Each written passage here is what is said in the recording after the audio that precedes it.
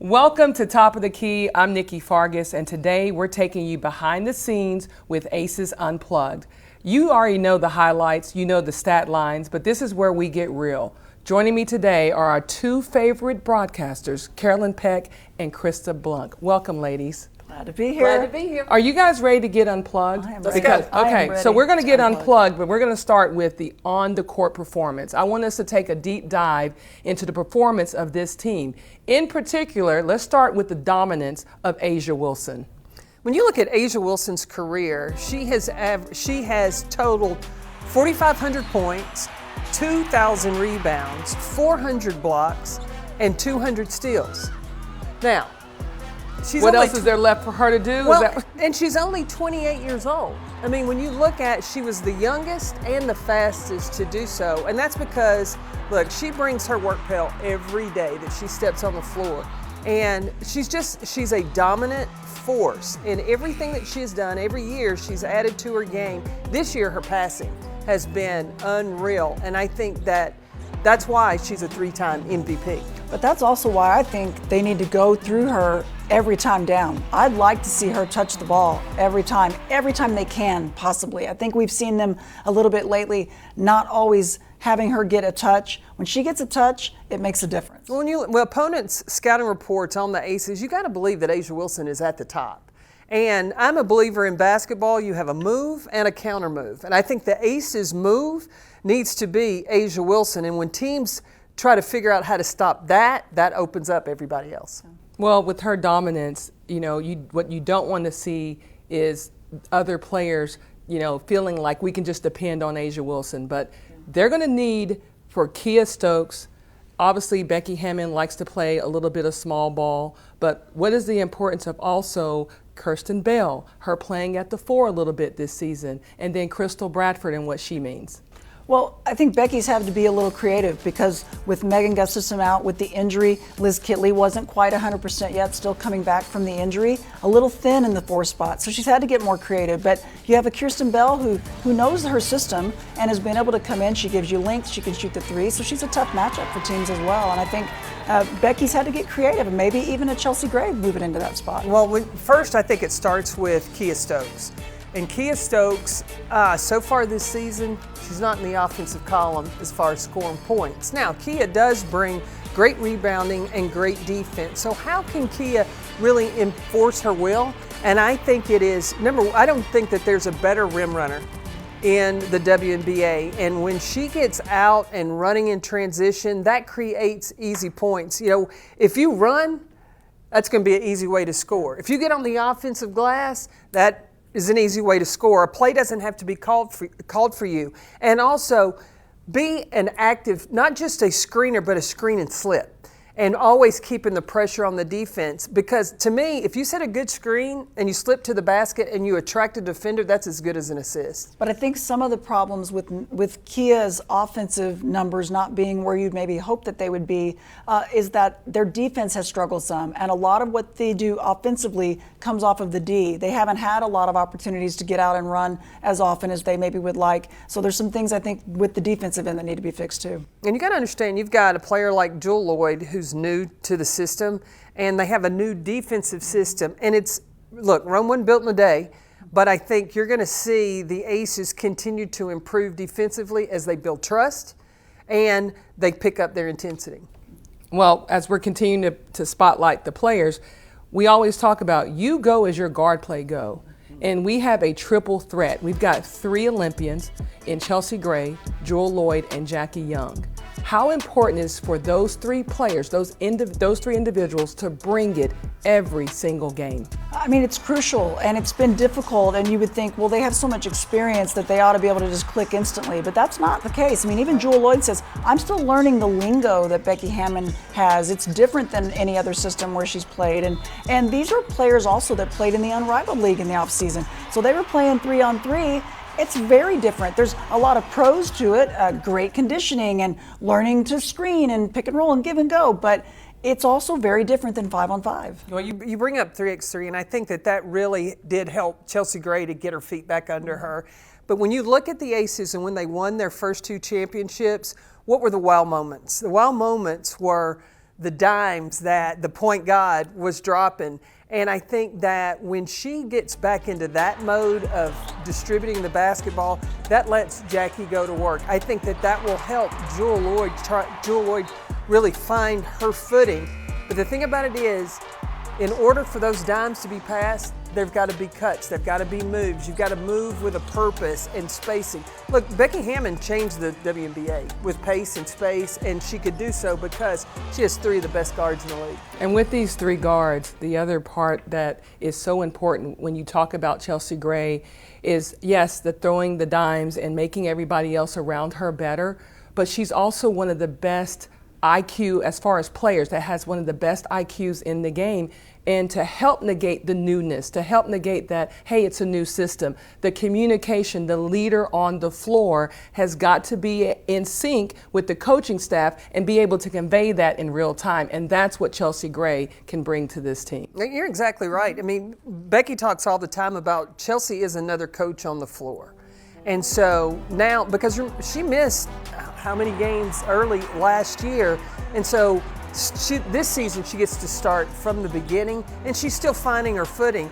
But I think that when she gets in the mentality, if she sets up, she can set a table, and everybody can get fed. And everybody can get fed. Everybody Absolutely. can get fed. Yeah. So she's very capable, and I think she's also a capable scorer. But I think if she could be assist first at this point, they don't have to have her be the main scorer, but you know she's capable of doing it. I think if they get that ratio back to more of assist to scoring, I think that'll help. Yeah, great point guards, 30-70.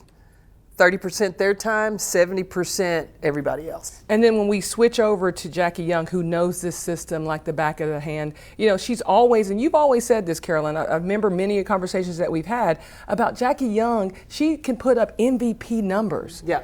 And she also can be one of the best defenders in our game because physically and mentally, she's capable of doing that. Like my measuring stick with the Aces is always going to be those championship teams. And in year one with Becky, look, Jackie Young was their defensive stopper. She and Raquana Williams, you had both of them. Yeah, yes. Absolutely.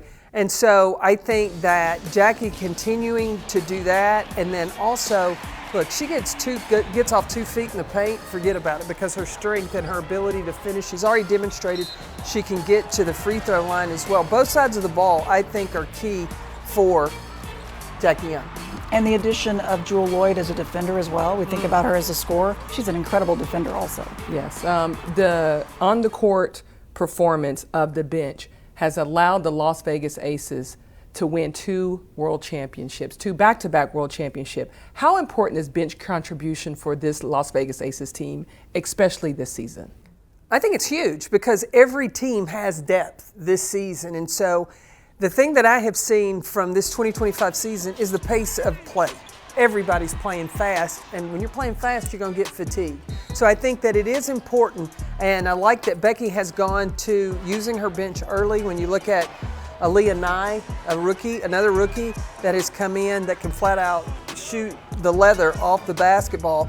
And I think using Kirsten Bell, especially playing her at the 4 some, because I think if you play Bell at the 4, that can stretch the floor. It's vital that Becky uses both Tiffany Mitchell and Dana Evans, because use them early now, so when you get to August, they're worn in. They have found their way and where they fit. Because these are 2 players that we were able to get through free agency, and 2 players that are vets.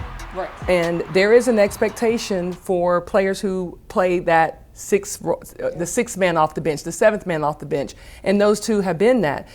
We've typically had a 6th woman of the year, and so one of those players between Tiffany and Dana, no pressure, but you would hope that one of those players can fill that role and fill that responsibility so we can keep that going. Well, when you look at what are their roles, and I think Tiffany Mitchell has always been known as a tremendous lockdown defender. Mm-hmm. And that's what I think she's got to go and play to your strengths. Lockdown defender and get to the rim. Now she's got to get to the rim and she's got to finish.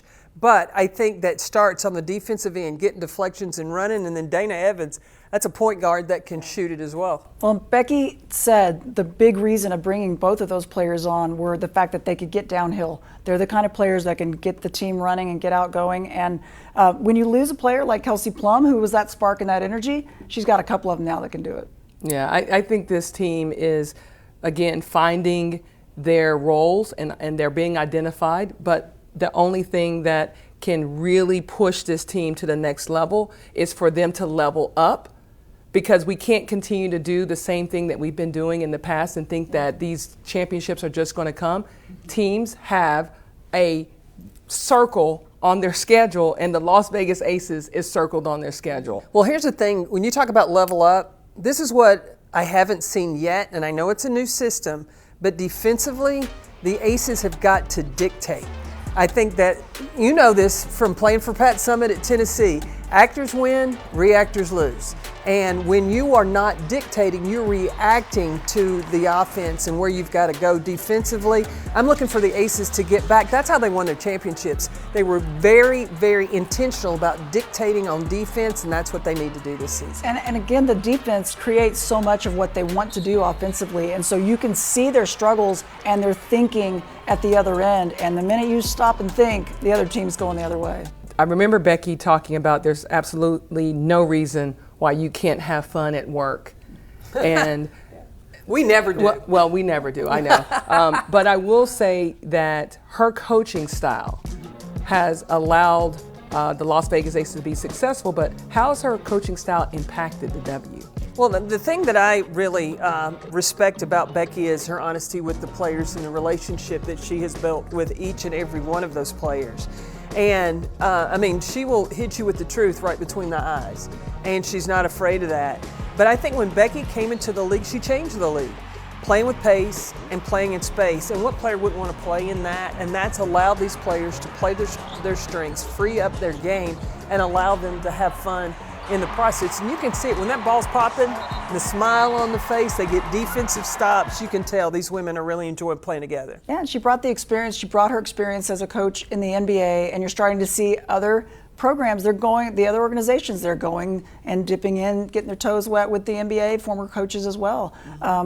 These athletes are capable, and they're showing it. And Krista, you mentioned, and as we were talking earlier, about how Becky Hammon has developed this chemistry year in and year out. How important is that? It's been, it's really the biggest key, I think, for this group is how much respect they have for her. She's a former player, incredible player in this league, and she's been there, she's done that, she's coached at every single level. They respect her incredibly, and I think she's honest, as you said, Carolyn, with this group.